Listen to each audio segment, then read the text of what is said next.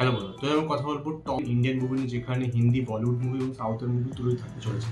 Number 5 আমার জন্য শ্রীকান্ত। যারা এই মুভিটা দেখোনি, ডেফিনেটলি রাজকুমার রায়ের এই মুভিটা চেক আউট করো। যেভাবে ও অ্যাক্টিং করেছে, যে অ্যাকচুয়াল কাহিনী থেকে ইন্সপায়ার করে এটা বানানো হচ্ছে, সব মিলিয়ে মুভিটা বেশ ভালো মুভি। ডেফিনেটলি চেক আউট করতে পারো। নাম্বার 5 রয়েছে, আর আমার রিভিউ এটা তুমি ডিসক্রিপশন লিঙ্কে পেয়ে যাবে।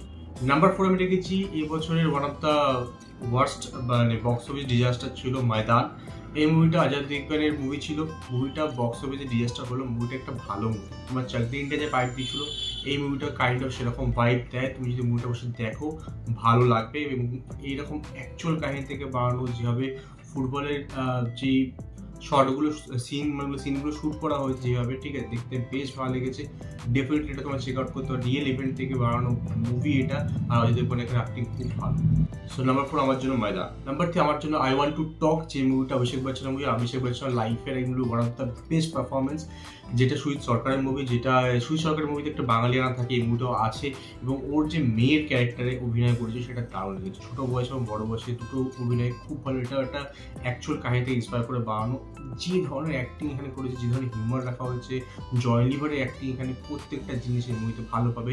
একটা সুদিং মুভি লাগবে, একটা সিম্পল মুভি লাগবে। মুভিটি তুমি অক্টোবর বলো বা এই ধরনের যে মুভিগুলো আছে না, সেই টাইপের লেভেলের মুভিগুলো যদি এই ধরনের পছন্দ করো, সুজিত সরকারের ডাইরেক্টিং পছন্দ হয়, ডেফিনেটলি এই মুভি তুমি চেক আউট করতে পারো।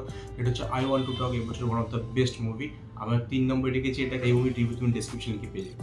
নাম্বার 2 আমার জন্য মহারাজা। বিজয় সেতুপতি যা অ্যাক্টিং করেছে এখানে, সেটা মাইন্ড ব্লোয়িং। এক তো অ্যাক্টিং, সেকেন্ড হচ্ছে এই মুভির স্ক্রিপ্ট, এই মুভির ডায়লগ, এই মুভির ইমোশনাল বিউটি, এই মুভির প্রত্যেকটা জিনিস এই মুভিটাতে টপ নচ। ডেফিনেটলি যে চেক আউট না করে থাকো, ডেফিনেটলি চেক আউট করো। মহারাজা মুভিটা দারুণ লেগেছে। Vijay Sethupathi one of the best acting এখানে করেছে। আর নাম্বার 1 এই বছরের best movie, definitely check out না করলে চেক আউট করো, লাপাতা লেডিজ। 12 ফেল যেমন লেগেছিল, এই মুভিটা সেই টাইপের মুভি। এবং এই মুভিটা আমির খান প্রডিউস করেছে, আমির খান এক্সবোর্ড, ডাইরেক্টর কিরণ রাও। মুভিটা দারুণ মুভি। এই মুভিটা কাজ তোমার অচেনা লাগতে পারে। তিনজন যেটা মেন ক্যারেক্টার, দুটো বউ একটা হাজব্যান্ড, যে দুজনকে তিনজনকে দেখানো, তিনজনকে একটু অচেনা লাগতে পারে, বাট তিনজনের অ্যাক্টিং এখানে ফাটাফাটি। এবং এদের অ্যাক্টিং, এদের যে লুকগুলো এতটা মানে জেনুইন লাগে মুভিতে, যে গ্রামের লোক, ঠিক আছে, কথাবার্তা এন্ড এভরিথিং এতটা জেনুইন লাগে মুভিটাতে। এবং যে কনসেপ্টটা তোলা হয়েছে, যেভাবে এক্সিকিউট করা হয়েছে, যেভাবে হিউমার রাখা হয়েছে, প্রত্যেকটা জিনিস টপ নচ। যদি না দেখে থাকো, ডেফিনেটলি চেক আউট করে এই মুভিটা। একটা one of the best movie মানে এই বছরের আমি বলবো আমার জন্য টপ নচ মুভি। নাম্বার 1 রেখেছি তাই জন্য।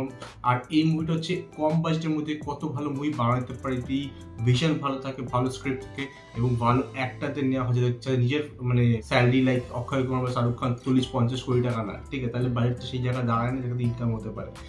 এদের নতুন নতুন লোকজন নেওয়াতে, এদের বাজেট কম হওয়াতে এই মুভির বাজেট কম থেকেছে, তাই জন্য মুভিটা দারুণ বক্স অফিস ইনকাম করছে। যদিও মুভিটাতে এমন কোনো বড় কাস্ট কেউ নেই, তা সত্ত্বেও মুভিটা ভালো বক্স অফিস ইনকামও করেছে, একটা ভালো মুভিও বানিয়েছে এবং সব দিক থেকে উইন উইন সিচুয়েশন।